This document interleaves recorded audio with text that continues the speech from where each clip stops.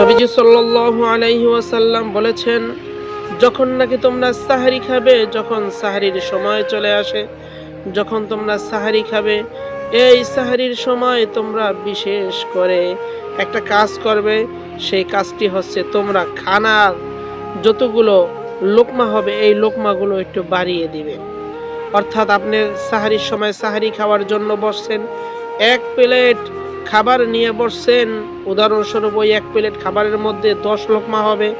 নবীজি সাল্লাল্লাহু আলাইহি সাল্লাম বলেছেন, এই 10 লোকমা খাবারকে তুমি 30 লোকমা 40 লোকমা করবা। কারণ প্রত্যেকটা লোকমার মধ্যে, অর্থাৎ প্রত্যেকটা হাত দিয়ে খাওয়ার মাধ্যমে আপনাকে নেকি দান করা হয়। দুনিয়ার মাঝে আমরা কোনো কিছু খাইলে খরচ হয়, কমে যায়, কিন্তু আমরা রমজান মাসে যদি আমরা সেহরি খাই, সেহরি খাওয়ার মাধ্যমে কিন্তু আমাদের আবার সওয়াবও হচ্ছে। সুবহানাল্লাহ।